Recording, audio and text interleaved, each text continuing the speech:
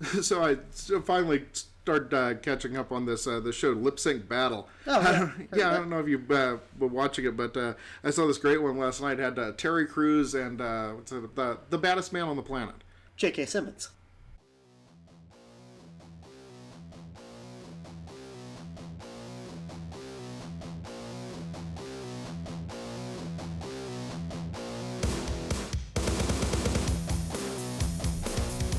Greetings, fellow OMRs. Time to be one more rewriters.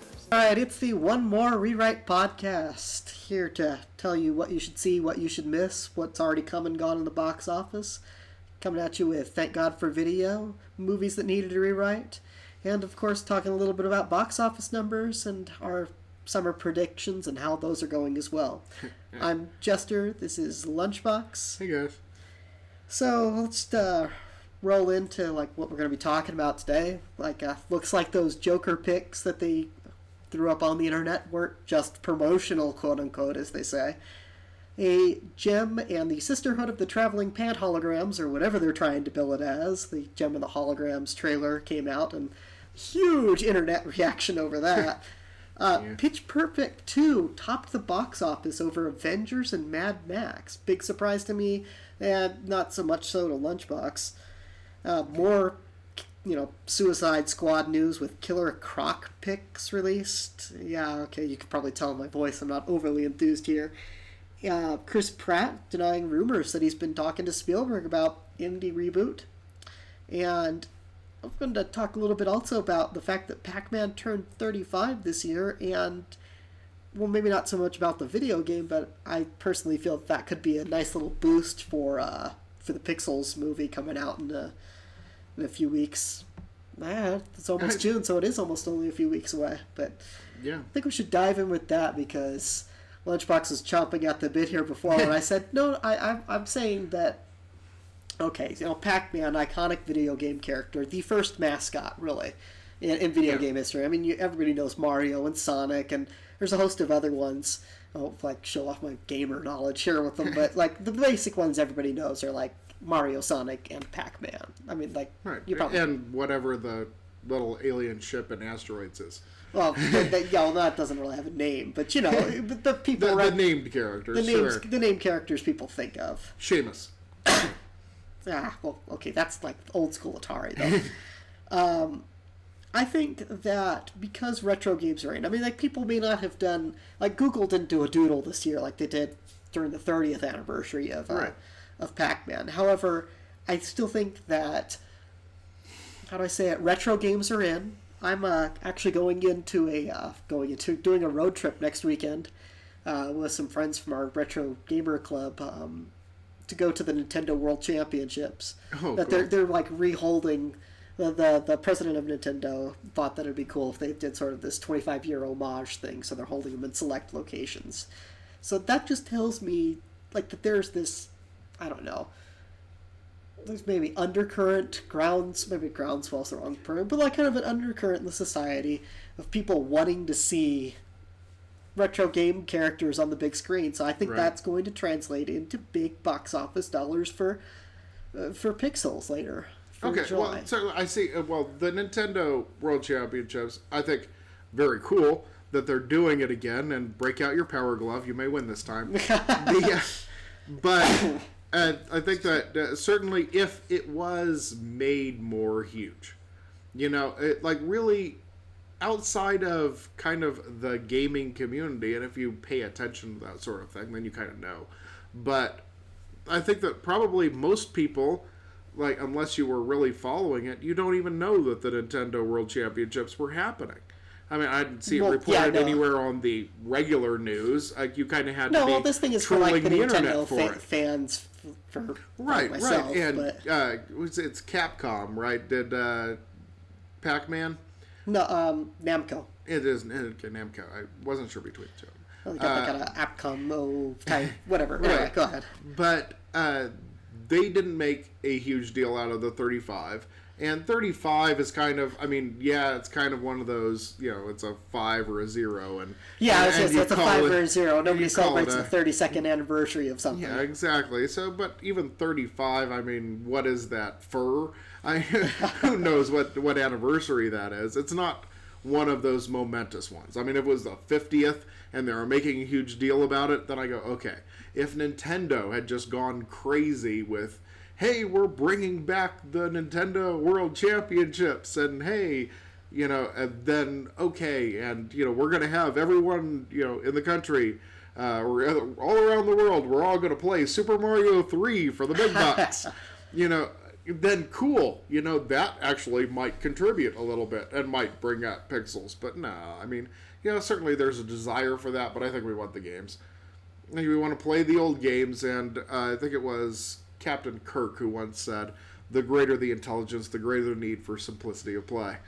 Yeah, but you were also telling me earlier you thought that nobody wants to see Adam Sandler films anymore. I go back to I don't think it's about Adam Sandler when it comes to pixels. I think it's about what people want to see, and people, I think, want to see. And people want to see Peter Dinklage, and so everybody's going to go see it because they want to see Peter Dinklage. Peter Dinklage is pretty awesome, and I'm totally blanking on the name of the character that he's supposed to be playing, but yeah, they came out with a second trailer for Pixels 2, a second trailer for Pixels, and yeah, the Peter Dinklage's character is totally a send-up of, Billy Mitchell. Thank you. Mitchell. Totally send up of Billy Mitchell. I mean, like, he looks sort of like a miniaturized version of him, but then it turns out, like, because they're giving all the stats. A short joke? Yes, it is. But he's still awesome. It doesn't matter. It turns out, like, that his game or whatever that the Peter Dinklage character is that he's awesome at is Donkey Kong, because they kind of give profiles of what everybody's good at. Adam Sandler's character is good at Pac-Man, and somebody else is great at Centipede, and I can't remember the other one, but I just remember, oh, yeah, Peter Dinklage, he's totally a Billy Mitchell send-up, yeah. But anyway, I think that, like, not to get too much off of our usual topic of movies, I think that again, maybe there'll be something closer to the time that it comes out about Pac-Man again, I don't know. I mean, the most I saw online was, like, you could grab like compilation album of like a bunch of Pac-Man games that had come out for like $5, and I was like, oh, cool, that's neat. But I do have Pac-Man Fever on my playlist. So that's a classic. Everybody has to have that. Just gotta groove down sometimes. But yeah. So speaking of horrible segues, how about we talk a little bit about those? Well, I want to talk mainly about some of the stuff coming out from the Suicide Squad.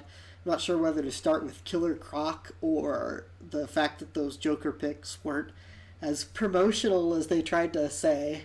Well, okay, so yeah, and I think that kind of a mistake to say, ooh, these are just promo photos, although you look at the photo and it's clearly not the same as the pictures from the onset. He still has damage tattooed across his forehead, which I still think is one of the stupidest. Like, okay, fine, he has a bunch of tattoos on his body that you can't see.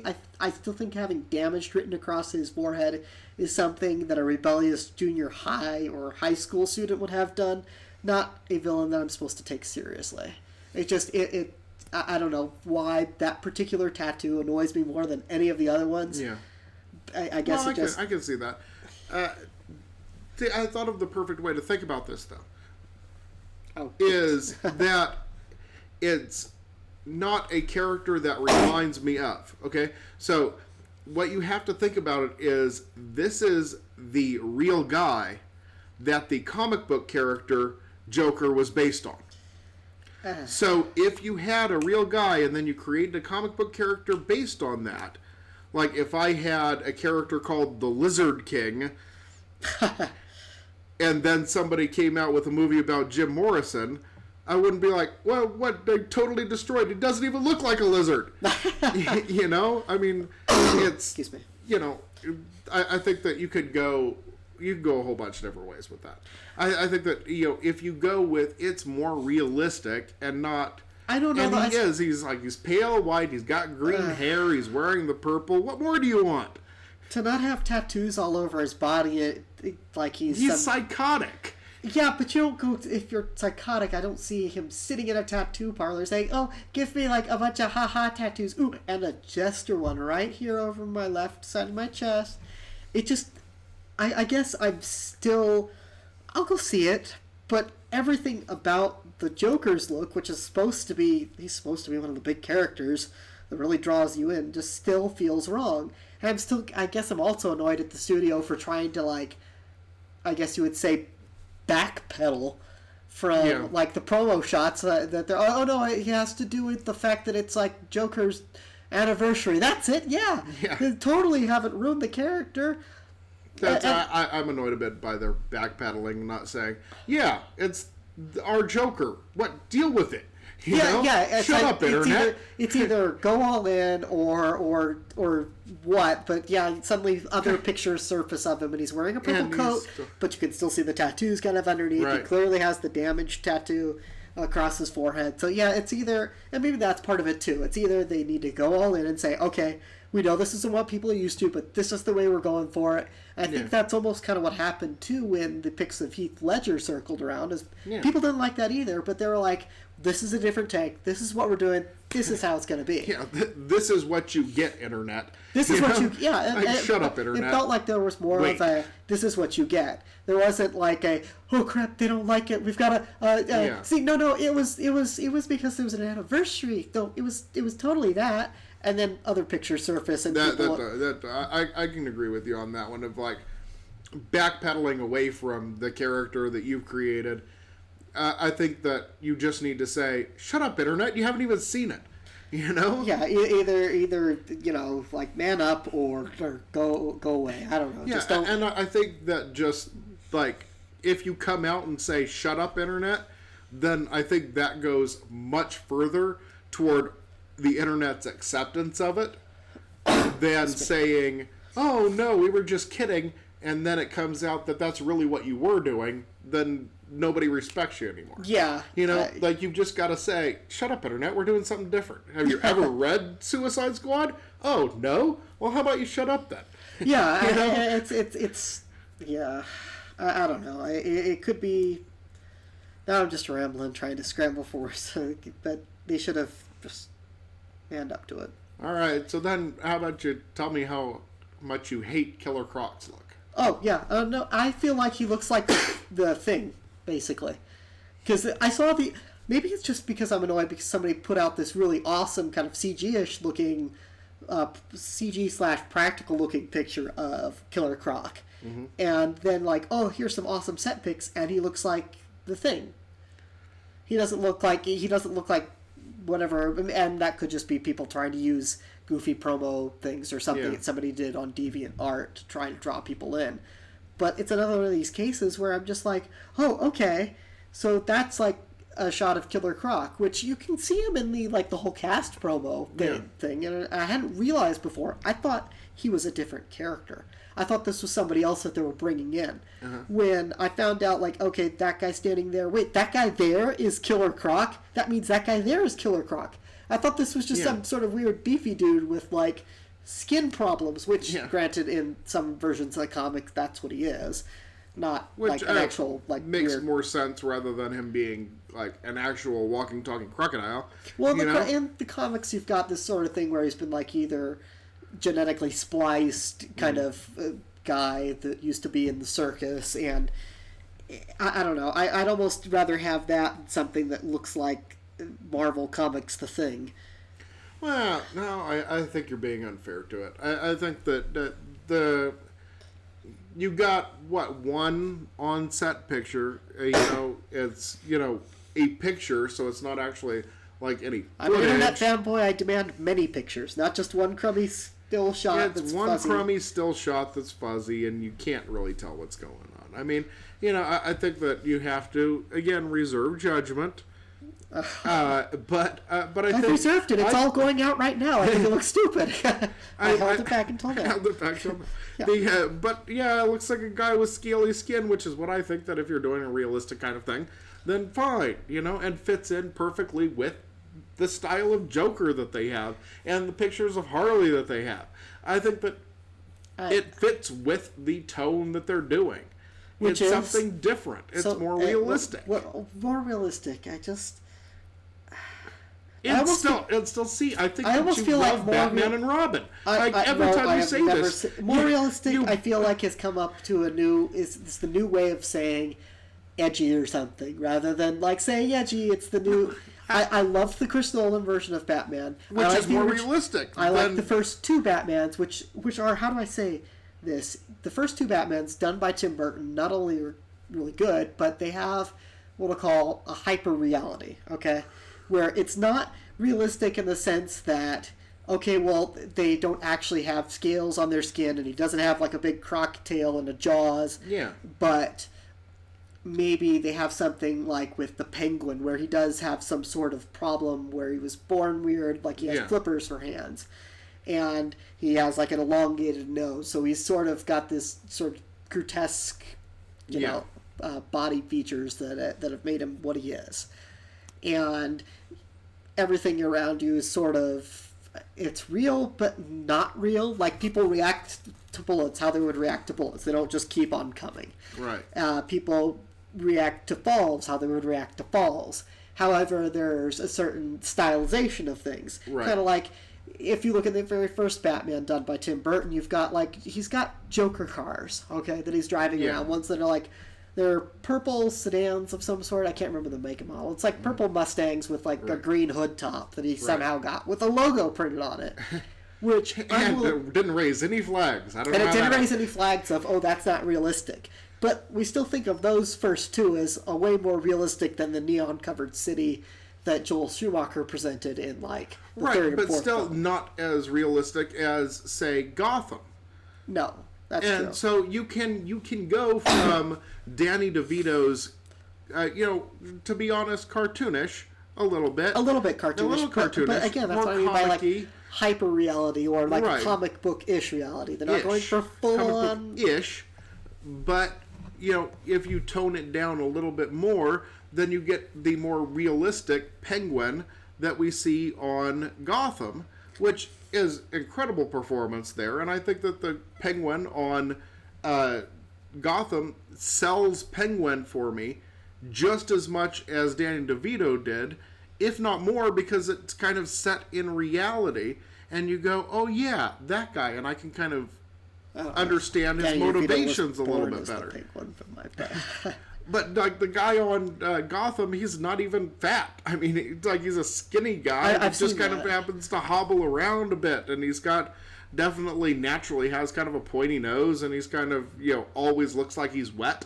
And you're like, it's I get Penguin from that character, but he doesn't have to be wearing a giant fat suit with a giant nose on. He doesn't have to be wearing a giant fat suit. And I just go, that. He's Penguin just as much as Dan DeVito was Penguin. I understand. It's a different interpretation. Well, yeah, I understand that in that degree, but still, here we are, more promo pics. They backpedaled from the Joker stuff, even though it turned out it was true. They're trying to release other pics of like, better full-on shots of Killer Croc to kind of, get the internet hyped up, which is we've talked about before. It's what you do. Excuse me, you tweet out promo shots and such, or let things slip, quote unquote. Yeah. But how do I put it? The whole thing feels like cosplay still to me at this point. Like I don't get the same. I get what you're saying, and I totally agree. Even though I've never seen the Gotham series, the few promo shots I've seen and the promo videos I've seen of the guy playing the Penguin still sells Penguin to me. Yeah. But everything I've seen so far, and maybe there will be a live action trailer sometime around Christmas that'll sell me a little bit better on the Suicide Squad. But everybody that let me backpedal here, not backpedal. Let me stop here for a second and say, every shot that I've seen so far that is supposed to get me hyped up, it's supposed to get me enthused, leaves me feeling like I'm watching a bunch of adults cosplay and that they're about to head off to Comic-Con and show up as the Suicide Squad, which, good for them. They look like a really passable Suicide Squad. I like their interpretation. Have all the fun, and I hope you get that autograph that you're looking for from Jack Nicholson and from the other people that played the real versions of your character. And maybe you can get that one voiceovers artist's autograph as well, who played Hamill? Deadshot. Well, Mark Hamill. Deadshot. Or Mark Hamill. Maybe you can get other people who did better jobs. I wish you the best of luck. I'm sure they'll think your costume is great. That's the feeling I get. Is it's like, oh look, they're cosplaying, not like, oh look, that's an interpretation of the Joker. Or, oh look, that's an interpretation of Killer So Croc. far, the only official shots that were like clearly professional photographer official shots were the shot of the Joker and the shot with the full squad. Yeah. Minus the Joker. I was going to say minus the Joker. Minus the Joker. The Joker's not in the picture. Because he was supposed to be their big reveal, because everybody knew that they were going to be like, oh, what does the Joker look like? What does the Joker look like? Like, here he is. What does the Joker look like? But you've got, the full squad minus the Joker, and you've got the Joker. The one shot of the Joker. The other shots are grainy, out of focus, on-set shots that, like, to be honest, it's like somebody just was walking by and went, oh, look, Killer Croc, click, and kept on walking, They're not good pictures They're of not him. good pictures of him. How do I say it? That's my whole thing here. You can get good pictures with camera phones now. They have, 1080p. But they didn't. They didn't. And why These are grainy, out of focus pictures. They're not good pictures of them. Let's kick it into conspiracy mode. Maybe those were purposely grainy, out of focus photos. Maybe they actually had Killer Croc on the grassy knoll, or but maybe they actually had. Maybe they had a purpose between having them grainy or something. I don't know. Maybe they were trying to spark internet outrage in order to build buzz, just so that we'll spend 20 minutes talking about it on the One More Rewrite podcast. We haven't spent 20 minutes. It's only been about 10 or 15, but it's my outrage. I'll spend it how I like. Thank you very much. And speaking of outrage, even though I never saw the show, never watched an episode, I knew when it was on. It was on around G.I. Joe time and Transformers, the ones that I watched. A Gem trailer was released. And I have to say, I never saw the show, and I was surprised because you see a bunch of, the internet is where you have to make it. Well, let's just be frank here, okay? My opinion is that you have to impress people on the internet first before you, and that's where you start your buzz, and people hated this. I've never seen Gem and the Holograms, but even I was like, that doesn't really look like it. I thought the character had it over both eyes, not one, which, again, you can go on re-envisioning it route. But I was surprised at how much, vitriol, one, was coming from a lot of guys who apparently watched the show. And maybe that was just part of their 80s action cartoon block. And two, that it looks nothing like the cartoon. Because I watched a few minutes of it here and there. The cartoon had fantasy, kind of almost anime-type elements to it, where, she's going on adventures. This... I wasn't kidding when I said it's got this sisterhood of the traveling pants, oh no, we're broken up temporarily because I got all selfish, but now we're back together again in the 90-minute period or whatever the movie lasts, or 2 hours now even, but... Yeah, and once again we have the filmmakers defending their decisions and what they were doing, but in this instance, they were... basically they said, shut up internet. Well, from what I read is people got all upset because it doesn't look exactly like Gem. There's not don't show anything about forget the names of the villains that she's supposed to face. Sorry. I know little bits here and there, but not a lot, but yeah. Right, but her villainous band that she's fighting and all of that, and there wasn't any of that in there. She wasn't wearing her star earrings and all of this, and the makeup's not right, and blah, blah, blah. Then they just kind of went off on about how it wasn't right. And they're like, well, first of all, this is setting up. This is the prequel. Okay, that totally sounds like a backpedal, or at least sounds to me like a cop-out, a major cop-out. But it's like saying you're watching the original G.I. Joe movie and say, where's Cobra Commander? Seriously, you idiots, why did you not put Cobra Commander and he's not wearing all of the silver? And blah, blah, blah, blah, blah, blah, blah. They said, okay, this is how Gem becomes Gem. Fair enough, it's an origin story. I hate those, but okay. Yeah, we're going with it. It's the origin story nobody ever wanted. That makes sense. That makes sense in that context. And they said, shut up and wait for the movie, because you're going to get to see all of that stuff you want to see. All of that outrage that you're giving me, it's all going to be in the movie. So how about you shut up and wait and watch the movie? Okay, here's the thing, and I picked this up from a CU podcast, a completely unnecessary podcast, which it's a good point that I hadn't thought of at the time. Which was, there weren't too many, how do I say it, female character-driven shows that were around in the 80s, and we've gotten a lot of guy films. To be fair, that are out there that, well, they weren't the best. At least, G.I. Joe was fighting Cobra at its core. They started off there fighting the evil terrorist organization Cobra. Yeah. Despite whatever happened in the films, and they totally went downhill after the first one. The Transformers film still had, Autobots fighting Decepticons. Yeah. If you're a fan of Jem, from what I understand, it's supposed to be her on these adventures, and even from the start. So, starting them off as teens, and in the cartoon, she's like an adult. Yeah. But starting her off as teens, saying it's a kid's, whatever, and selling it in this sort of way that makes it look like every other teen girl get-together movie, only this time they're in a band instead of a traveling pant group or whatever. It's just... I think that's where you're wrong. Because watching the trailer, you know what it really reminded me of? What? Josie and the Pussycats. Really? It really did reminded me a lot of Josie and the Pussycats and the way that they put that together. And Josie and the Pussycats is the best movie ever. So, even if it's half that good, it's still definitely worth watching many times.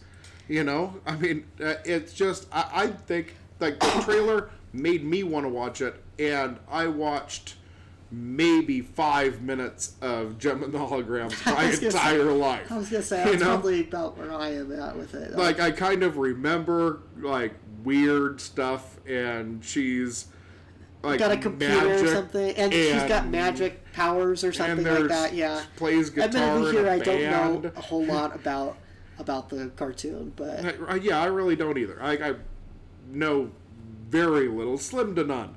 What I've read in the internet outrage about it is more than I remember from watching the show. The 5 minutes of watching the show when I was a kid, but the trailer, I thought it looks like fun. I think it looks like an enjoyable romp about a girl band. Kind of reminded me of Josie and the Pussycats, and so I want to see it now. I was kind of iffy on it because I'm like, Gem, wow, okay, whatever. The funny thing is, the trailer made me want to see it, so it succeeded on that level. I think. I know we like different kinds of movies. Yeah, I was gonna say I don't normally, obvious reasons, go in for the girl-centered films. I never saw Sisterhood of the Traveling Pants, but when I worked at the theater, I had to do a number of checks on it, and it seemed geared toward its audience. It's... Didn't see Sisterhood or Sisterhood 2, though I did see Crossroads. I'm sorry. Yeah, me too. But I've seen many girl-centric films, and some good. Fly Away Home was good. And, I've seen many, girl-centered... Yeah, Jeff Daniels and Anna Paquin. Yeah. But it's, many girl-centric films. And some that probably eventually will end up in my Thank God for Video. I have a few that I definitely... And, teen girls, and preteen girls. The preteen girl movies I really enjoy. But, and there have been a number of really good ones. But I think that this one, it has a shot. Could be. I don't know. It feels good. It might make its money, but I honestly, in a weird sort of way, I would have seen it if it would have been kind of an action sci-fi thing that the cartoon always looked like. But as for my own self, and I am unanimous in that, it looking like every other teen girl movie out there, to me at least, from what I've seen from the trailer, it having that kind of generic feel for something that should be the equivalent of G.I. Joe or Transformers, have that kind, maybe not with blowing up cars or fighting Cobra, but at least I don't know, fighting. I think you're expecting too much out of Gem and the Holograms. I don't know. I'd kind of like to see something that's a little sci-fi action-y, whatnot. I like sci-fi action films, so if it male or female lead, if it's well done, I'll go see it. I'll go see Aliens and, Pitch Black alike. But yeah, I don't know. We'll see. I'm hoping that they do a new trailer for it, get me somewhat interested. But if it just is going to be another Sisterhood of the Traveling Crossroads, then I won't be like I'll be disappointed. Which, like, oh well, big deal. Like a guy who may or may not have gone and seen it. But I know that, or at least I would assume that you want to at least have some fan base going to see this. Well, yeah, I think that probably you will have people that grew up watching Gem and are going to want to see Gem. But I think that there's also enough people that kind of might be interested based on the trailer. I think the trailer was pretty good. Despite the internet outrage, it made me want to see it. And I wasn't going to see it before because I wasn't a big fan of Gem. And I went, yeah, that really made me interested. So I think that once you finally watch the best movie ever, Josie and the Pussycats, yeah. Watch the trailer again, and you'll see kind of the parallels that I'm kind of seeing. Well, I'm not denying that there's possible parallels there. It's just sort of like, I would have hoped there wasn't going to be a parallel between it and any other film.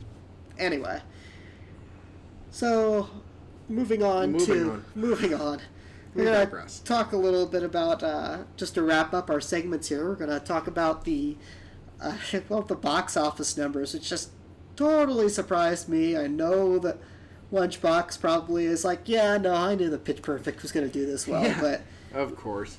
But yeah, so just I don't know what else to say. You go to Box Office Mojo, you see how disappointing things have lined up, at least in my mind, for like Mad Max and Avengers. Mad Max didn't near as good as I did expect Mad Max to do better. I did. I knew Pitch Perfect was going to be huge. I don't think even I predicted that it would beat it opening weekend. You didn't predict that it would beat it opening weekend. You thought it was going to place a strong second, and it didn't just place a strong second. It placed a strong first. It placed a strong first, which I'm going to go ahead and say that it... I think that the vote was split, so to speak. Yeah. I think that people were going to see things in droves, obviously, because Pitch Perfect 2 did well, and there was probably a high PBF factor. Yeah. But I think that guys, by and large, who would see the action movies are probably split between going to see the Avengers and going to see Mad Max, despite the fact that there's a 98%... Or going to see Pitch Perfect because it's awesome. Or Pitch Perfect because they were dragged along. That's right. I'm just saying here that it's probably... Still flabbergasting, 98% for Mad Max on box office, or sorry, not box office, but Rotten Tomatoes. On Box Office Mojo, how's everything doing this weekend? So everything's doing on Box Office Mojo. Box Office Mojo, it's like the go-to thing for... Yeah, no, I have that. It auto-fills for me. Oh man, really? That just is disappointing. Tomorrowland is in first. Oh. Pitch Perfect is second. Mad Max, Avengers dropping off this. It doesn't surprise anybody, but... Mad Max, I'm very surprised at Mad Max dropping down to fourth already. Okay, but that's opening weekend for Tomorrowland, and it's beating Pitch Perfect 2 by 37,000 opening day. Yeah. Well, Tomorrowland is the family film that's come out. Yeah, so high poor bastard factor you would think, but come on. It is barely edging out Pitch Perfect. That's after one day. And so this is your CC, it's going to be the big bomb. I'm like, one day, and it's in, 5,000 more theaters?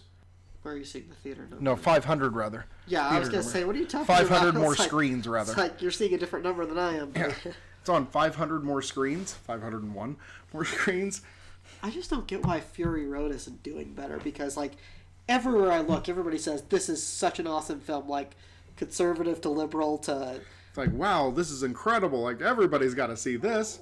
Matter of fact, after watching an interview, or listening to an interview with one of the people in the show. It even convinced Josh to go see it, and he's like, yeah, I might watch that on video, maybe. And he's like, listened to an interview on like NPR or something with somebody who's like talking about this gang of senior citizen women biker gang, and he's like, oh yeah, I'm so seeing that in the theater. Like, all right, you know. Yeah, like I said, I don't get it. I don't get why there's so many people who aren't seeing this. I know. Well, because what is it sitting at Rotten Tomatoes? Like 98% compared to like. Yeah, no, where is it? Okay, well, things have come out. Mad Max, yeah, 98%. Pitch Perfect only has 67%. But yeah, like, everybody is loving this thing. Yeah. But the numbers aren't there. And the only thing I could attribute it to was the fact that people were seeing... Because how do I say it? The vote was split. Yeah. Between Mad Max and people seeing Avengers again, or for the first time. Right, action movie, sure. I'm hoping that overall Mad Max has legs, because they plan to have like 3 or 4 more films, but if this one just doesn't do well... It doesn't do well enough, loses out to Pitch Perfect 2, we may see more Pitch Perfect, which is good for me, because I like Pitch Perfect, but... yeah. I'll just keep making Pitch Perfect movies till the end of time. Maybe eventually we'll get Impact in one of those. I was so hoping that Mad Max would do better than this. I was expecting it to. Such a groundswell of people. Mm-hmm. Oh, well, at least Paul Blart Mall Cop 2 is bombing. Yes, we both predicted big things that didn't happen. Yeah. I said, at least my heart is warmed by the fact that Paul Blart's did terrible. No, it's not just because you predicted that to do well and I predicted it to tank. It's just that, like... How do I say it? Even the critics can hate something and you can love something. Or the people can love like something. That. But everybody was just like... there was a universal why from the websites when I was seeing Paul Blart Mall Cop 2. Do me a favor. Do a Rotten Tomatoes search for Surfer, Dude. Surfer, Dude. With Matthew McConaughey. 0%. Still 0%. I liked it. Okay. I just wanted to see if it ever inched above 0. Well, yeah, no, audiences, 24% of the audiences liked it, 0% of the critics liked it. Yeah, only 18 of them saw it. Right, it wasn't a big movie. Of course, maybe that was the word of mouth between the reviewers. The reviewers like, don't even bother. Yeah, like, no, I have to do this part of my job. Don't bother, man. Just say I avoided this movie. I mean, it's not a good movie, but I had fun. And Matthew McConaughey runs around without a shirt on for the whole movie. You're like, hey, can't be bad at abs, you know? Yeah, I should have introed that better since we seem to be doing good banter here. So you're like, okay, yeah, that was the box office numbers. Tomorrowland is sitting at 9,000? No, it's really tanking. 9,737,000. Pitch Perfect at second week has got 9,700,000. That's in second. That's just for Friday estimates. Poltergeist is sitting at third, which is kind of where we expected things to be. Yeah. And Mad Max Fury Road, despite like huge buzz, is in fourth with like 6.7 million. And Avengers, what is this according to that? Like fourth week now? Third week, fourth week? This will be third week. Fourth? We're entering the fourth week. Okay, fourth week. Fourth week is at fifth place with 5.3 million, which is what you'd expect this time. Right, yeah, it's going to die off. I mean, there's plenty of other flicks coming out and things pulling off of it. Yeah, but I remember reading it's like nearing the $1 billion mark worldwide, which you expect. It's not doing business as buco as rapidly as the first Avengers movie, but doing it well enough that it's still making money and still printing money. It's just and Avengers didn't even get the same score that Mad Max is getting. Which, by the way, I am supposed to see tonight with our younger brother. I'm supposed to finally go see it. I had wanted to see it last weekend, but my wife was recouping still from recent surgery, so it's just like I really want to go. I really wanted to go to see it too, and every time we went to go buy tickets, it's sold out everywhere. But why is it only sitting in fourth? Like, we couldn't buy tickets for it anywhere. And then we went to go buy tickets for Pitch Perfect 2. Sold out everywhere. Like, all of the theaters that we looked at were sold out because we went to see, finally saw Furious 7 on a Saturday. Went to go get tickets for Sunday. Of course, Sunday sold out all day. It was sold out all the way to Wednesday. Okay. And you couldn't buy tickets after that because they hadn't posted the showtimes yet. And like, really? Every single any showtime that we could go to was sold out. I don't get it. I can see like it having Pitch Perfect 2 having a high PBF vector, but it just, even then, I guess though, like, okay, let's just go for the sexist approach. Let's assume all the guys are going to see Mad Max and Avengers, and all the women are seeing Pitch Perfect 2. That still goes with my whole split the vote thing, because you have the guys going off to see other stuff. Right. 2 different movies. Oh, speaking of a movie that nobody's seeing, Hot Pursuit. What is wow. It's bombed even bigger than I thought it would. I thought it would do okay, but no. I said, it was just like, no, this looks dumb, and I said I hope it bombs, and it has. It's in its second week. It's in 3,000 screens, and it is making $310 per screen average, compared to Far From the Maddening Crowd, which sits at 7th below it, which has far less screens, granted. Which I realized that we said through our entire review process, and just now even you said it wrong. What? It's not the maddening crowd, it's the madding crowd. Well, maddening, yeah. John Maddening. Yeah. It's doing better per screen. Again, there's less of the screens to be had, but still, comparatively speaking, I mean, like, yeah, Hot Pursuit is a hot mess, and it's tanking. And yeah, really. Its second week, it's sitting at 26 million, which, given that, like, that's the one with Reese Witherspoon, right? Mm-hmm. And that other lady. Sofia Vergara. Thank you. Yeah, given the salaries that I'm assuming that at least Reese Witherspoon would command. Reese Witherspoon probably getting a decent amount at this point. Sofia Vergara, I mean, she's fairly well known, but not really a movie star. She's more known for Modern Family. Okay, so let's say Reese gets like 10 million, she gets like 3. You're still talking like, okay, you've paid your stars back, maybe, but that doesn't count for the rest of the production budget. That's, yeah. See, like, it doesn't matter if Age of Ultron or even if Mad Max, which has made 70 million so far, so it could still make back its money over time. I'm sure, if you've made. Well, do you know what the budget was on Mad Max? The budget was 150 million, but that doesn't take into account like the however much they spent on advertising. Right, because forget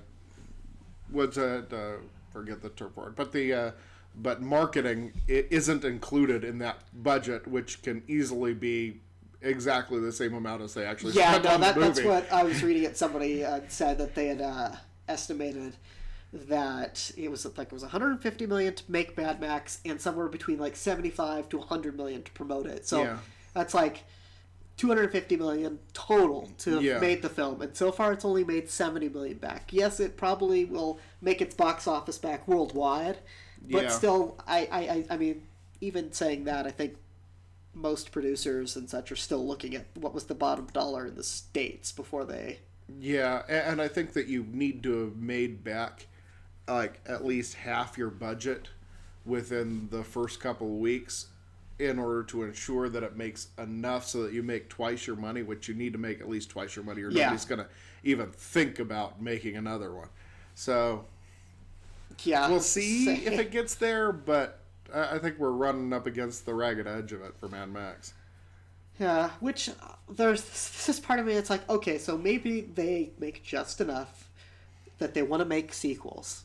Yeah. That they're still like, okay, you know what, Tom Hardy, he's kind of getting a name built up, but he's still not exactly, how do I say it, Tom Cruise territory, right? Yeah. Of commanding a salary, but he's making enough money that he's not, I don't know, he's not an A-list star that's going to have to show up. He's not an above the title kind of guy. He's not an above the title kind of guy. I hate to say that. I like Tom Hardy, but he's not an above the title kind of guy. But I do too.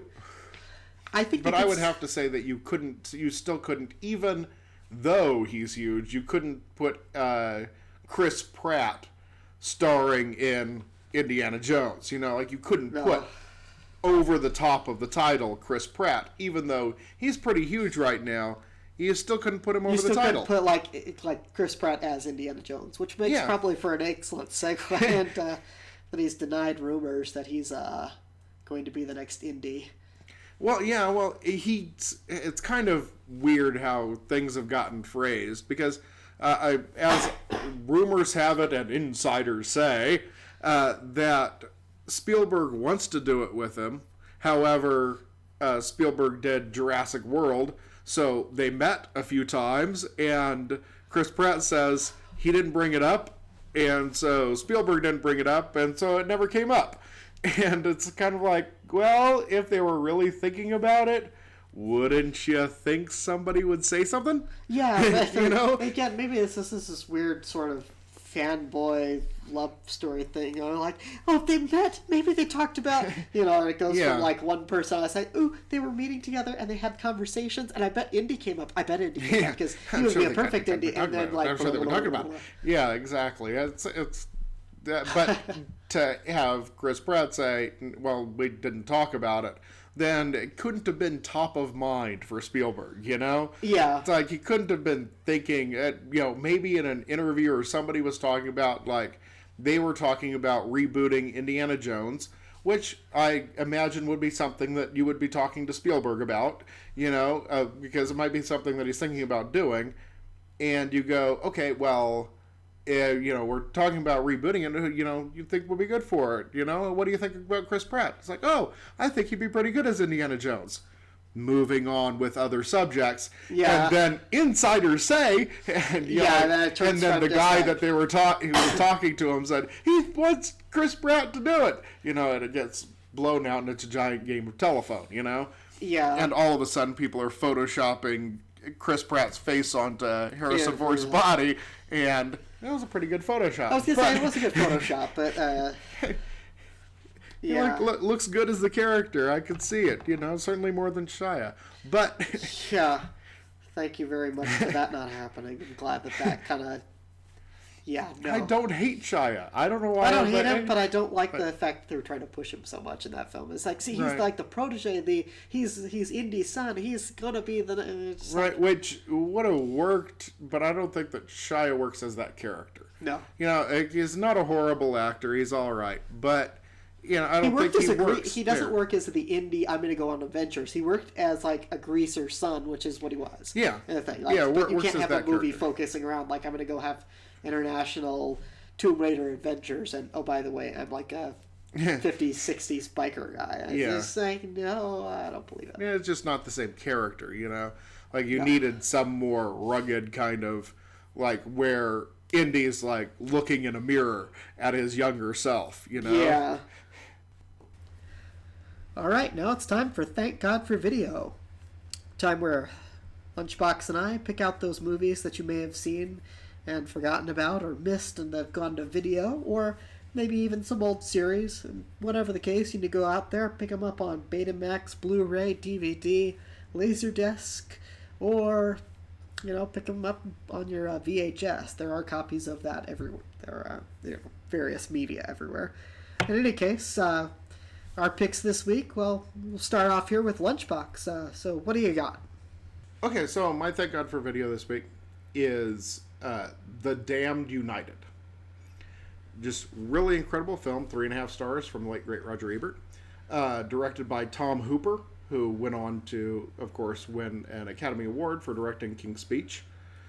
Starring the incredible Michael Sheen, who you probably know best as Castor from Tron Legacy. He was the big party guy. Also played Tony Blair in The Special Relationship. He was Frost and Frost Nixon.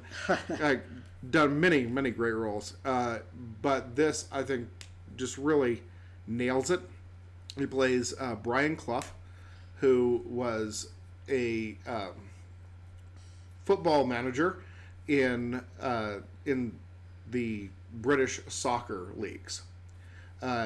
Basically, in 1968, he was the manager of Derby County. Derby. County, and he was put in a FA Cup match against Leeds United. And the manager of the other side, Don Revie, was, ended up, they both had played together at Sunderland, and they were both grew up in the same town, and so he kind of thought that he'd know him and stuff, and he kind of snubbed him at the match, and he ended up losing the match. And so he decided that he had this huge vendetta against Leeds, who was Derby's main rival. Okay. At this point, Derby County is at the bottom, like near the bottom of the second league, the Football League, which is underneath, like there's the Premier League, which is the top league, and then there's the Football League, which is beneath that. One of the cool things in the British soccer system is that they have a system of promotion and relegation. Okay. So the bottom 3 teams in the Premiership drop down to the Football League, and the top 3 teams in the Football League bump up to the Premiership. Each year this happens, and there's obviously, there are a lot of teams that bounce back and forth between. Yeah. So 1968, he's near the bottom of the second tier, right? Okay. 1969, he's at the top of the Premiership. Okay. So basically, he had his match against Leeds, figured they were all cheaters and losers and hated them because they cheated, and that's the only way that they could have possibly beaten us, and then realized that his team sucked, and so he went out and got all the best people, much to the moneymen's chagrin, went out and got the best people to help train his people, and he moved from the bottom of the second division to the top of the first, and at the top of the first, he ends up playing Leeds again against Don Revie, who he now has a vendetta against.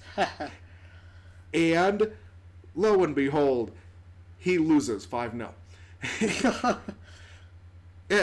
Not all is lost. He stayed in the Premiership with his team. 1972, he actually finally won the Premiership. Upon winning the Premiership, a couple of years later, I think it was 74, ends up that Don Revie ends up getting promoted to play to be the manager for the English national team. Okay. And so then so they ask Brian Clough, doing this incredible thing with Derby, to come in and manage Leeds. And the story is basically his 44 days that he lasted as manager at Leeds. Basically took them from the top football team in the Premiership to in danger of relegation. They were in danger of getting demoted to the second league by the time that he was leaving. Nice. And just the incredible story of how because most of that backstory that I gave you is it starts out with him getting the job at Leeds. Okay. And then they tell the backstory of how he got here and why he's here. And then they tell the story of his 44 days. And still, apparently in England to this day, you can mention the 44 days, and everybody knows, oh yeah, Brian Clough.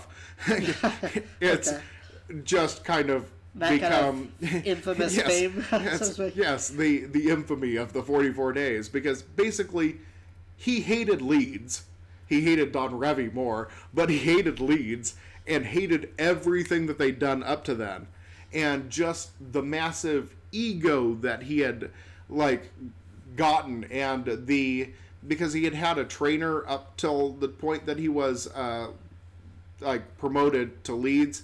Yep. And the guy that he was working with decided to go work with another in Brighton, I think it was, decided to go work with another team that they had originally gotten signed with, but then they got the offer for Leeds, and Brian Clough says, well, then I'm going to go do leads because it's, way up there and they're huge. And the other guy says, no, we've got this whole thing we're doing with, you shouldn't do that, and goes off. And so they split, and he was kind of the center that was kind of keeping Brian Clough in line and kind of loses that.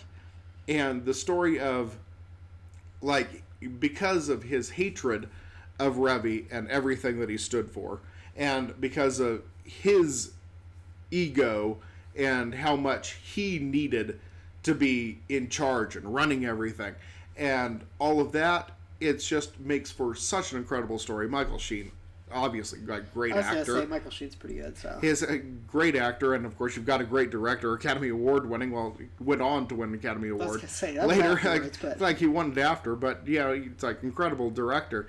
And just the performances and everything in it, and kind of it's the sports movie that is the antithesis of the sports movie. It's like exactly the opposite. Like, no, because you always expect and we won the championship. And then they won. It was a miracle on ice. Yes, it was a miracle on ice. It was huge, and and the underdogs finally win. And no, it's him going down in flames. I was gonna say. Yeah, and there's certain things that kind of work for you by the end of it, but it is his story of how he just completely implodes.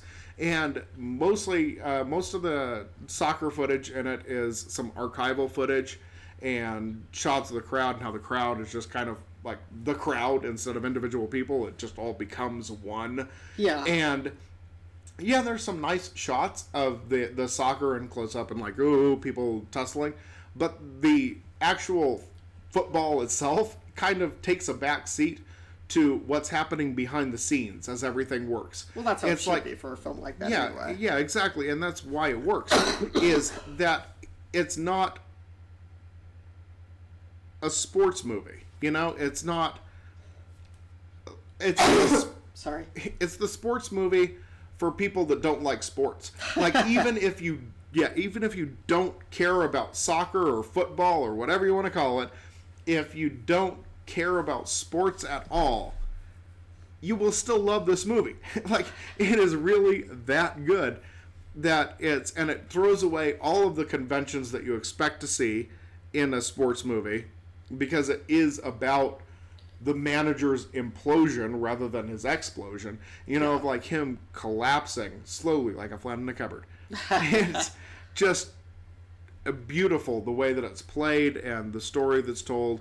Apparently mostly fictional, but because it's not drawn on anything specifically, it's just we know that certain couple of events here happen and here happen, and what Clough has said and what Revy has said subsequently, which isn't a whole heck of a lot, but the story itself is just so great. And we do know that he was able to take a team from the bottom of second division to the top of the first division and win, which is just incredible. Yeah. That you're able to go that far. He had to have something going on, had to know what he was doing on some level, but I think that he just hated Leeds so much, and the players hated him, and apparently that's true. The rumor has it that the players were deliberately tanking games because they hated Clough so much. Jeez. But they're basically rivals, and you hired the rival to manage your team. So yeah, no, it's actually a really incredible movie, and the sports movie for people that don't like sports movies. It's kind of uplifting in its own way. It kind of teaches you to think about your own flaws. Okay. Well, yeah, it's now that you've talked about the sports movie, that's quote unquote football, I was tempted to segue and just come off the fly recommending that my thank God for video would be Replacements, just so we can have American football, because that would be my sports movie for people who don't like sports movies. Yeah, I like that one. It's fun, but actually for me, for my thank God for video, and normally I like to say stuff, but I have never seen this The Damned United. The Damned United. I've heard of it. It's one of those ones oh yeah, I hear that's one of those it's supposed to be good kind of films and such. So that's one of the reasons, again, why we like doing the Thank God for Video segment is sometimes there are those movies out there that you hear about and you're like, oh yeah, I remember that. Like, here, I should. Like, oh, I heard that was good. And sometimes you hear that's a good movie, and you go, oh yeah, so I don't want to watch that. I'd be bored to tears watching a good movie. Yeah. And it's helpful to have somebody explain, okay, here's why it's a good one. Here's why you need to watch it, yeah. You can get 100, like, oh, you should see that, it's a good movie. And, like, thank you very much, and move on your merry way, and I'll go see something else. But yeah. My Thank God for Video this week, actually, is, it's not a movie, it's a series. I'm going to go back for the animation again. I'm going to talk about a movie that you should own on your shelf, going back to that whole raise your kid right thing, Darkwing Duck. Starring the perennial, the irreplaceable Inimitable. There we go. Jim Cummings as Darkwing Duck, or Drake Mallard as Secret Identity. Gotta love those names for shows. Christine Cavanaugh, I should say, as Goslin, and Terry McGovern as the lovable Launchpad McQuack. Now, pardon me. I can edit that. Now, part of what makes this particular cartoon so fun, and the whole series and fun in general, is that it's not directly based off of Carl Barks' work, who did a lot of the Scrooge McDuck and Donald Duck comic books from like the 50s, 60s, or maybe even back to the 40s on. He's basically the godfather of all the Scrooge. Into the 70s. Into Invented the 70s. Inception. I was going to say, he's like... He's the guy that wrote Inception. Well, with Donald Duck. With Donald Duck. Yeah, I was going to say, Carl Barks is... It's the same story, though. It is. He's the guy behind that you think of first when you're thinking about, like, the kind of Donald Duck-ish Scrooge McDuck tales. But unlike that, Darkwing Duck was actually done more as, like, a parody cartoon, where you had takeoffs of, like, more modern-day kind of action films or spy films and stuff like that, or espionage films. So you had things going on where you had Darkwing sneaking around. And he was working for, I can't remember the name of it. It was Hush, I think was the name of the organization he worked for. No, it wasn't Hush. It was Shush. It was like the secret headquarters of whatever, and it had this elongated name. And then he was fighting the bad guys who came out of Foul. It was like Fiendish Organization for World Larceny. That one I remember. Can't remember the good guys' names, but again, I love the duck puns in it are great. Yes. But it had its like own cast of baddies. Like Nolan Bushroot was kind of like a poison ivy plant controlling guy. Quackerjack, who was a Joker-ish toy man kind of cartoon character, and then they had Liquidator, which wasn't really based off of anything that I could find, but seemed to have elements of the T-1000, because the Terminator had just come out around that time too, and he was a water controlling guy. And then Negaduck, who was the opposite character, but or yellow and black to Darkwing's purple and more purple. It was like purple and blue. It was kind of like a purplish blue. Anyway, he's not a superhero. He's basically a Batman wannabe, very egotistical, doesn't have a gun but has a gas gun that he shoots around, and had these fantastic intros, which there's even a sticker I have on the back plate of my laptop that my sister gave me. It says, "I am the terror that flaps in the night." Yeah. I can't remember them, but they're equivalent to the weird ball analogies that I was going to say that the Take had, where like the mighty city of justice, where blah blah blah blah, but you'd have like, I am the the piece of meat stuck between your teeth. I am the come up with a whole bunch of like the piece of tinfoil that you accidentally chew on, and the humor was there as it is with a lot of those cartoons, but they're infinitely watchable even as an adult because it doesn't have really kiddie-ish goofball-y. It has goofball elements and elements that are directed at adults that aren't adult humor, like wink wink nudge nudge, say no more, say no more. Yeah, they aren't that kind of wink wink nudge nudge, but something that can cause you as an adult to laugh out loud because it's just kind of, I don't know, you give in to the goofiness of it because it is what it is. It's not like somebody how do I say it? It's not as funny to me when a character is slapstick in a cartoon as it is in real life. Like, I'll laugh out loud at Three Stooges? Thank you. I was like, I'm blanking on the Three Stooges. Niagara Falls. Yeah, slowly I toined. Yeah. Step by step. And then I hit him. Anyway, how do I say? It doesn't have as much slapstick. It has a lot of verbal humor that's funny and not any of that wink, wink, nudge, nudge. Say them all, say them all. Kind of humor. Most of them, I believe, are available on DVD or not Blu-ray. I don't understand why I didn't release any of the Disney Afternoon cartoons on Blu-ray. But, well, have not yet. Have not yet. I'll say have not yet because Disney knows how to promote and market their stuff. Yeah. So somewhere down the line, I'm sure they'll think of special blah, blah, blah, anniversary edition blah, or whatever, feather enhanced, something funny with duck puns. But yeah, it was great. And again, Jim Cummings, I don't think there's a single cartoon I can think of that I've not named of yet, not counting the Miyazaki films, but it's just like, he comes up everywhere. But great characters, lots of fun. I don't know if you had anything else to say about it, but 'cause each episode is its own episode. It has one of those traditional pilot 5-story arcs, and sometimes has like little undercurrent arcs like the other Disney Afternoon cartoons had.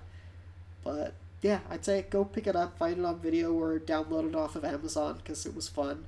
Or if you can't do that, you might be able to find it on YouTube, but I wouldn't do that because it's not technically giving Disney the money that I guess they deserve, even though they could probably take a huge loss like they probably will on Tomorrowland. And yeah, I think that probably what will end up happening is that Disney will start up their own like video on demand channels so that you can pay your $10 a month and you can watch all of the Disney. They'll probably $20 a month. I was gonna say, yeah. And you can watch all of the you can watch all the Disney movies, and we've got the full back catalog, and you can watch all of the cartoons, and we'll rotate out the movies, and so you can watch Snow White this month, and you can watch, I don't know, because Sleeping they Beauty make next such month. Events out of like when they put things back in the vault to retire them, and they only pop them out every so often. And they have stuff going on with Netflix right now, which makes me really puzzled why they haven't put on any of these cartoons on Netflix. Right, yeah, it'd be, I don't see why you wouldn't. Like, there's a lot of things. I mean, like, I don't understand why Dobie Gillis isn't on Netflix. Yeah. Like, why can we not watch, F Troop, the Patty Duke Show? Is Get Smart? Yeah. Yeah, I don't think so. I think you can watch the movie, but I don't think that you can watch any of the series. Yeah. Or the Dick Van... Did you already say the Dick Van Dyke Show? No, I didn't mention Dick Van Dyke Show. Mary Tyler Moore Show. Basically, we're naming off all the Nick and Night shows. Yeah. But yeah, there's like... Yeah, series shows like Darkwing. Yeah. Why not have them streaming? It's... I don't know. This goes back to that age question of like, why not? Come on, man. I'm paying my $10 for Netflix. Give me more options. Yeah. I'm not binge watching enough. But I would totally binge watch Dobie Gillis again. I would watch that all the way through. And I would binge watch Darkwing again. In fact, I did. Like I said, I stumbled on it the other day on DuckTales on YouTube, and DuckTales or Goof Troop even. Or Goof Troop, yeah. Or Tailspin, or Tailspin, Chip and Dale's definitely. Rescue Rangers. Yes, I probably watch a whole lot of Chip and Dale's Rescue Rangers. They'll probably just pop up and there's Netflix stealing the entire bandwidth of the internet again. Go check it out. So that's Lunchbox has recommended the Damned United. I recommend you go out and pick up the Darkwing Duck series, and that's about it for this one. Alrighty, so we're on now to movies that needed a rewrite. Now these are films that sometimes they're okay, they just need a little tweaking. Sometimes they're awful and they need a whole overhaul. But for me this week, I'm going into a movie that maybe it didn't need a complete overhaul, but it definitely needed tweaking, like heavy tweaking, and maybe it did need an overhaul. Mine is Shrek 3. Now, I think part of me wasn't sure if I had actually talked about this before as a movie that needed a rewrite, but I know that I've mentioned it a number of times that I own every other Shrek movie except for the third one. And there's only 2 other ones, dude. There's only 2. Well, they have like the 3D one, but you've got Shrek 1, Shrek 2, Shrek 4, the final chapter one. You've got right. Yeah. The first one, it was hilarious. It was a send up of all the animated feature films up to this point, an obvious jab at Disney in a lot of ways. Just many jabs at Disney.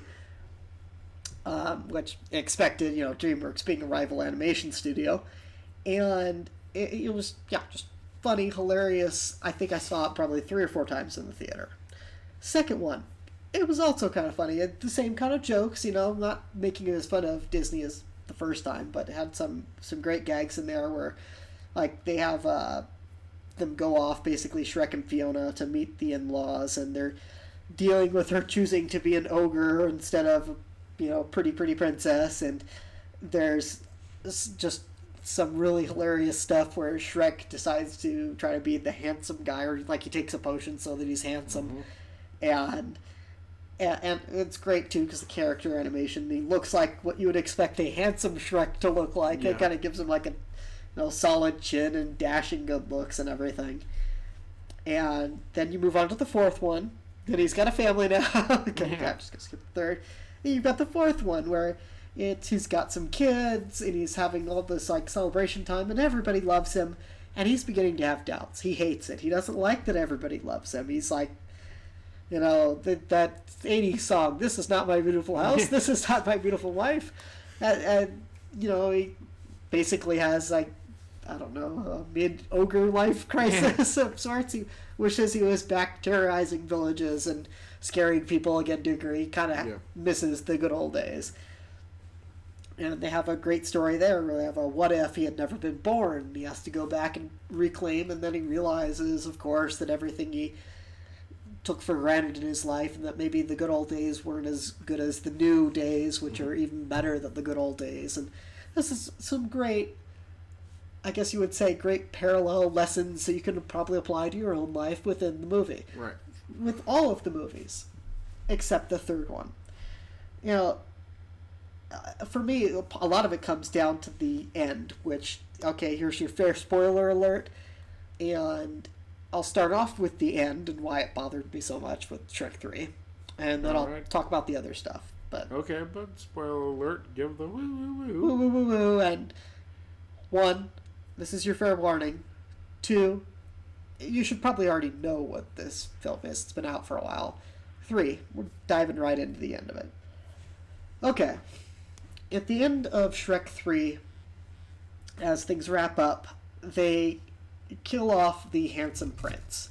The dragon, you've seen the other movies that started off in the first one, the female dragon character idly shoves over a like tower piece set from like whatever the like they were putting on a play. It's hard to describe without like going into huge long detail about the movie, but like it's a theatrical set piece. The dragon pushes over this stone tower and it crushes the prince. I hated that. I thought it was so unnecessary, and here's why: it wasn't funny. Part of the movie, they kill him off, and that's not without precedent. In the first movie, Farquaad gets gobbled up, and they did it in a funny way. He gets munched by the dragon. And the second one, the evil fairy godmother, she gets turned into bubbles by her own wand. That's funny. Yeah. In the final one, Rumpelstiltskin, he still lives, but his evil goose gets popped through Fiona's like singing or whatever, and that happens like in a post-credits kind of, not post-credits, but during the credits kind of scene. And with the Prince Charming, he wasn't a threat anymore. Mm-hmm. He wasn't a danger to them. He wasn't like menacing them like it was in the other ones. He wasn't a problem. He was already defeated. But the dragon pushing the tower on him, it almost seemed sort of like, oh yeah, wrap things up. So we've got to kill off the prince somehow. If he would have been like coming at Shrek, threatening to stab him through the heart or something, and the dragon just sort of idly did that would have been something. Plus the dragon already offed Farquaad, so the dragon already got to kill off that guy once. It just... It's like GoldenEye. You just keep killing him. Gotta kill him twice. But, well, yeah, I'm just saying, like, the dragon got to do the deed twice. But in this case, it just seems sad and sadistic. I mean, the bad guy come up and shouldn't make me feel bad for them. I should be like, okay, yeah, he got his. Not, well, that seemed unnecessary. Poor guy. Like, he already had everything taken from him, including his mom, and now you're, like, squishing him. Why? It would have been funnier to see him end up as, like, a janitor or something at the end, like, have his title stripped. But no, like, we're just going to kill him because that's what we do at the end of these films. So it seemed unnecessary. And that's like the beginning of the problems is the end for me. But there's also things throughout like, that would be my rewrite, by the way, because they didn't kill off Rumpelstiltskin. They just killed off his goose, which wasn't as bad. And he's just sort of locked in a cage and powerless. Fine. They could have had the prince stripped of his title and been a janitor or something, forced to clean up the set piece of his own, like, egotistical, theatrical play that he was putting on. Something funny like that. There's a dozen ways to do it without killing him off. Right. And if you're going to kill him off, there's a dozen ways to do that other than just having the dragon obligatorily push it over and kill the guy.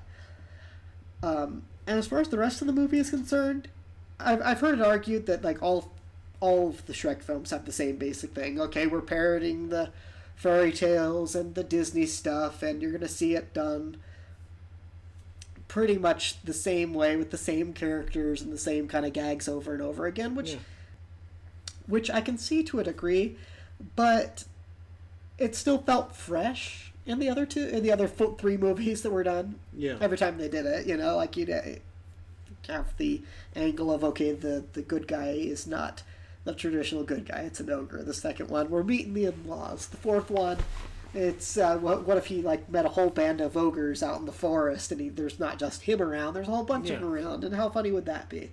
The third one, I just don't get where they were going with it. It just seemed setup after setup for an excuse to have these kind of goofy scenes happening with the princesses, that Disney princesses, I know, but not Disney princesses, doing goofy, wacky things that were unexpected.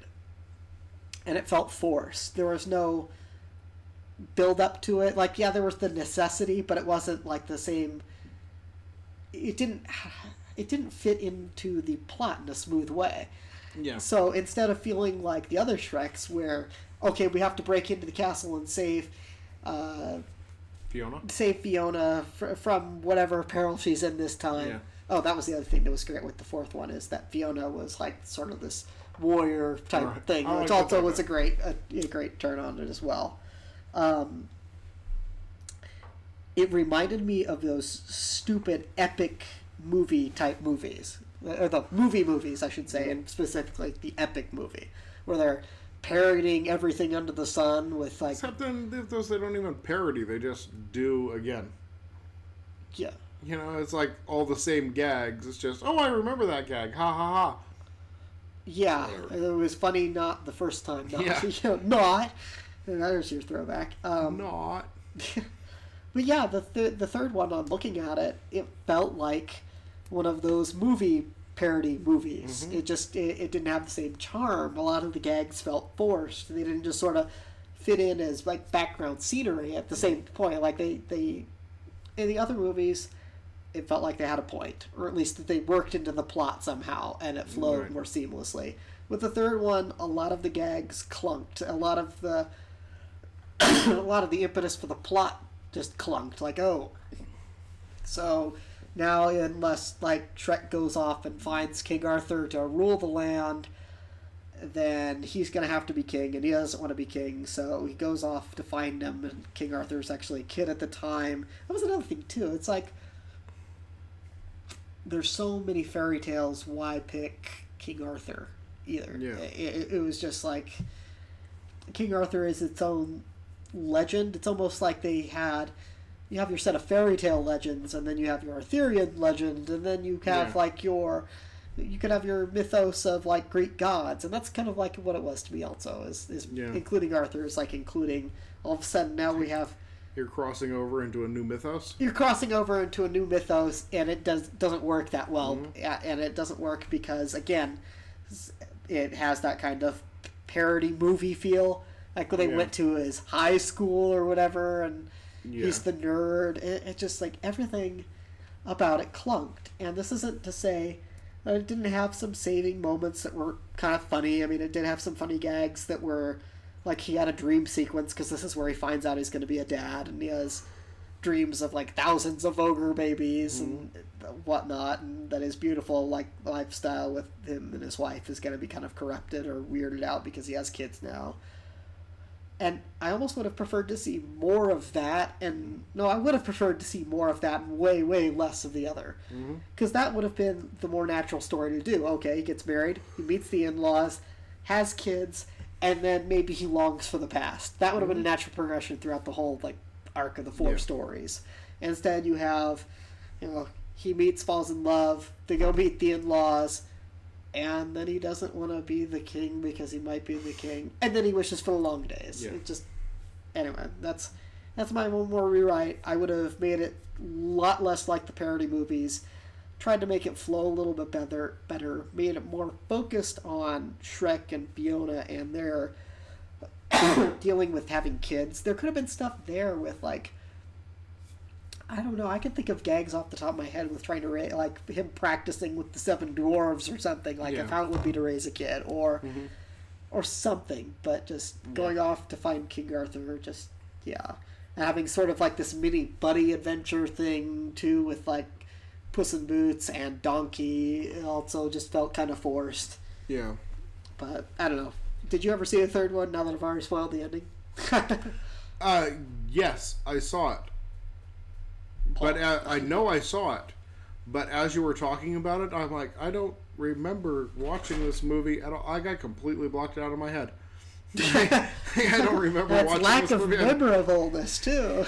Like, just kind of wiped it out. Like, oh, nope. This movie is not worth remembering at all. And so I made room for The Damned United. I just kind of totally just dismissed it entirely. You remember the first one ever? Yeah, the first one. I watched the first one a few times. I think I own the first one. But yeah, I watched the first one a bunch, and I liked the first one. The second one I thought was okay. The third one, as I said, I don't remember watching even. I know that I saw it, but I don't remember anything about it. You mentioned the role reversal with Fiona in the fourth one. So I remember that, because I liked that. Yeah. So I kind of remember the fourth one. Really, I only remember, like, actually, any plot points or anything is from the first one. And maybe I might be conflating that with the second one a little bit. But yeah, no. Even if you haven't seen it in a while, it still says something. If you're like, wow, okay, wait, I don't remember this. I remember kind of at this one and this one here. Yeah. But, yeah, just... Yeah, Donkey. Fell in love with a dragon and something, I don't know. Yeah. After that, I kind of tuned out. Well, it's worth rewatching the first 1, 2, skip 3, just say, okay, he has kids in here somewhere. Because really, it doesn't tie into the rest of the movie. No, or the rest of really, the fourth movie at all. Yeah. So, yeah. But that was my one more rewrite. What you got first? Okay. I am going to rewrite The Adventures of Rocky and Bullwinkle. I think you already did that one, didn't you? I did not. Wait, are you talking about the cartoon series? No, I'm talking about the movie. Okay. So what would you write about it? So, the problem is, as I've said many times before, the actors in the show can't know that it's funny. And they very clearly do. You know, they're, like, acting like it's, like, they're overacting. Chewing scenery. I'm surprised they had anything to stand on by the end.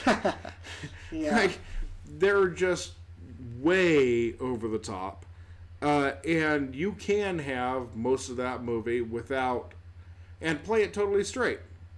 You know, I think that, like, the gags, you know, I mean, you know, running up the lighthouse and turning on the green light to get the light, you know, get the movie green lit. You turn on the light in the greenhouse. Yeah, the lighthouse, that's classic. green light in the card. yeah, right, which but...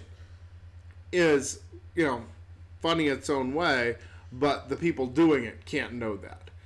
And I'm okay with once you have Rocky and Bullwinkle out, them doing crazy things that can't actually happen in real life.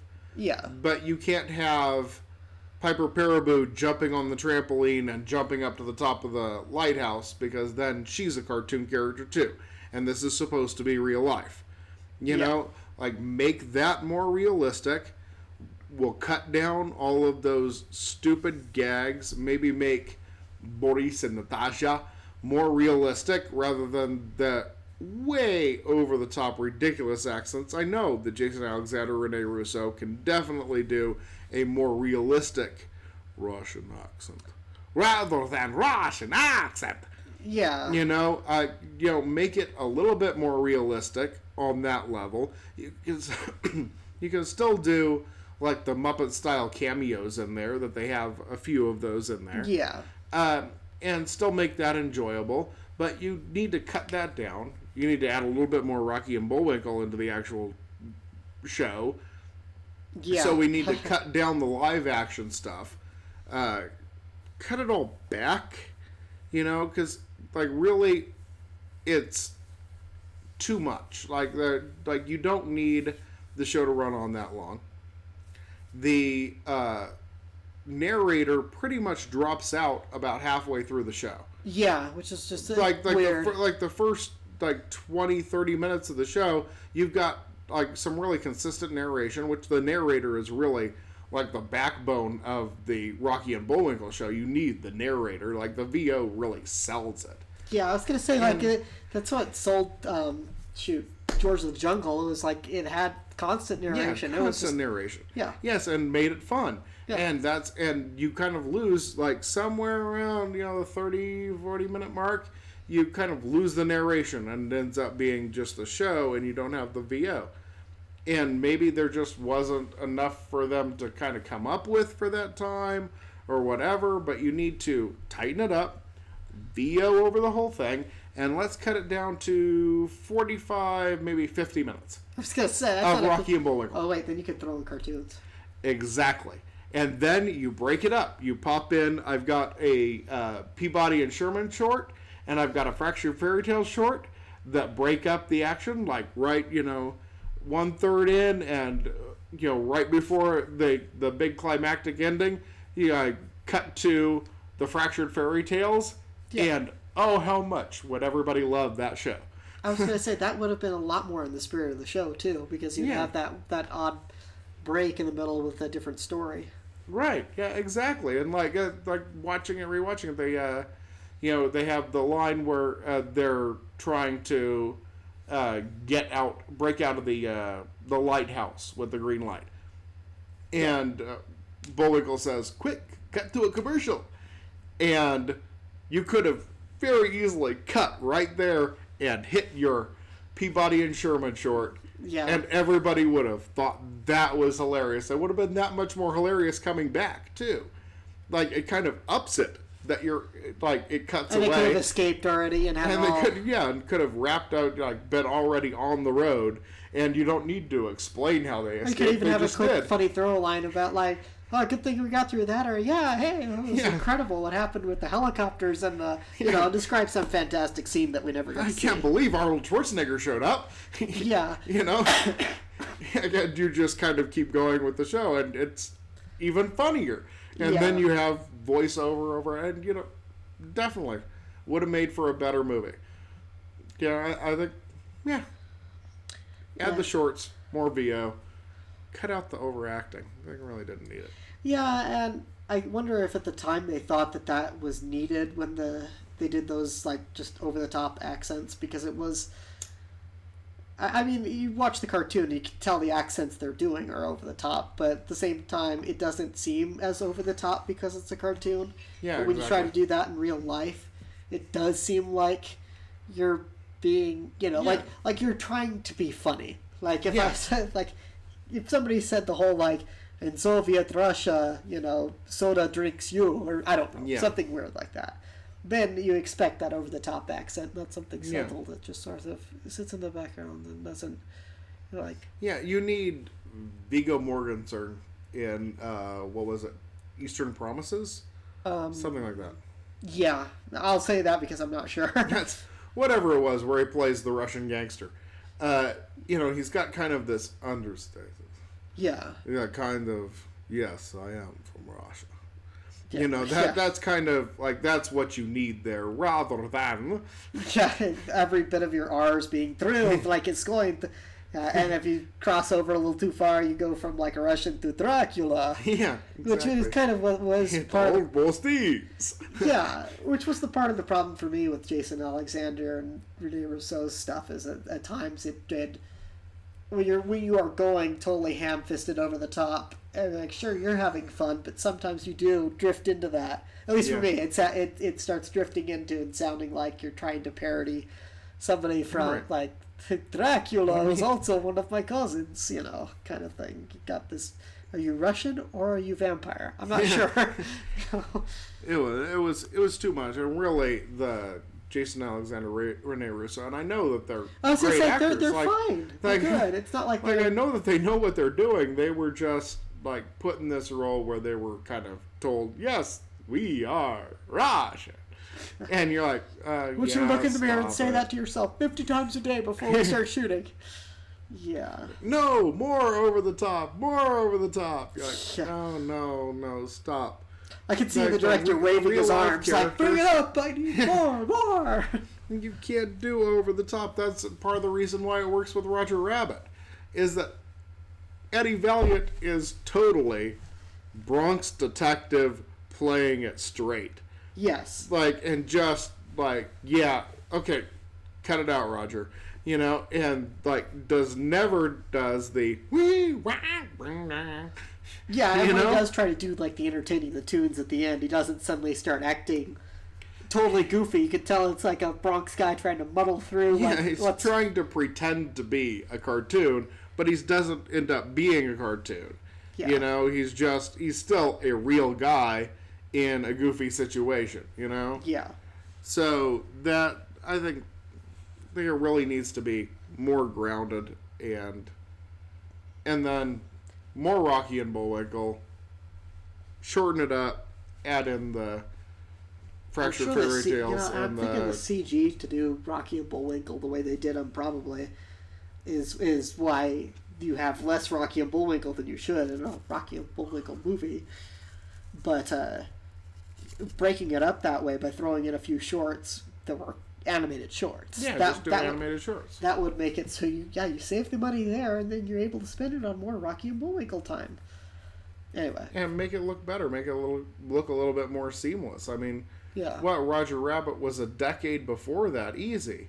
Well, yeah, but they tried to do some sort of weird hybrid thing, I think, with the Rocky and Bullwinkle movie. It's like they wanted them to look animated, but like this crisp, clean animation, like really pops up the screen. Well, they did like a 3D hand-drawn. They did, yeah, they did this weird 3D hand-drawn that just didn't look quite right. It doesn't work. Yeah, it doesn't work. Which is why that one doesn't work, and you're not quite believing that they're there, whereas like still Roger Rabbit, you're like... Roger Rabbit still... Roger Rabbit still seems like he's there. Yeah. Of course, that might also be the actors doing a little bit better job of pretending like something's there that they're talking to. Well, certainly, Bob Hoskins. I was still Bob Hoskins, selling nailing it all the time. But yeah, and it's hard to compare anything to Roger Rabbit just because of the great performances and like how well it was done. Yeah. But still, I think that they could have done.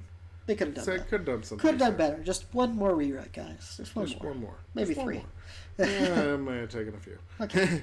But just, iron it out a little. Maybe next time. Better luck next time. Better luck next time. And now time for Strained Metaphors with Lunchbox. So this week, after having watched Whiplash and not realizing that it was the quote from it was the one that really popped out to me, was, there are no two words more harmful than good job. And it really kind of resonated with me. Because, every week, at work, I go in and talk with my supervisor and we talk about, how are you doing so far? And really I get a lot of good job. Like, oh, you're doing good, so far. But, I kind of know that the person that sits next to me that's been there for 5 years is doing a better job than I am, but I don't get any of the like, no, you kind of messed this up. You should probably do this better. You know, like, I don't need somebody screaming, not my tempo, at me. But, you know, I do need, like, a little bit of that negative feedback sometimes, too. You know, and I think that it's far too easy, and I know that I am guilty of it myself, of, like, if somebody says, good job, you know, you're like, oh, well, then I've succeeded. I'm done. Hey, I'm doing good. You know, it's the whole idea of good is the enemy of great. You know, like, you can't be better if nobody ever tells you why you're messing things up or what you are messing up. If somebody says, yeah, you're doing good, you know, like, fine, keep on doing, and I'll keep on doing what I'm doing. You know, like, I don't ever see the opportunities to improve. Yeah. I don't ever notice what I'm missing, because if I knew what I was missing, I'd be doing that already. Like, you kind of need that, you know, person over you to say, hey, no, I noticed that you missed this. Somebody who'd been it before say, oh, you should do this. You know, you need that person to say, no, you're missing something, you're not doing that. Like, oh, you know, maybe, you know, I enjoy the positive reinforcement, don't get me wrong, of like, yeah, hey, you're doing good over here. But hey, maybe this thing, you should work on this thing. You know, and I really think that you need some negative feedback in whatever you're doing, you know? And I think the whole idea of, like, Dad said many years ago about, like, writing a review of something is, like, you say, oh, yeah, this part was good, but then I didn't like this part. Like, and you always try and find that one good thing about it, and so that you kind of, like, you don't leave a person feeling like they're totally inadequate and they're not doing anything good. Not my tempo! But you kind of, you get that recognition that there are things that you can improve on. And you should always know that there are things that you can improve on. Yeah. So I think that really letting somebody know, rather than just telling them that they did a good job, hey, you keep going, you go girl, is just not productive. You need to give that negative feedback as well. Uh-huh. Well, thanks, Lunchbox. Good job. And thank you for listening to us at the One More Rewrite podcast. That's Lunchbox over there. Were you even listening? I'm Jester. Toodaloo.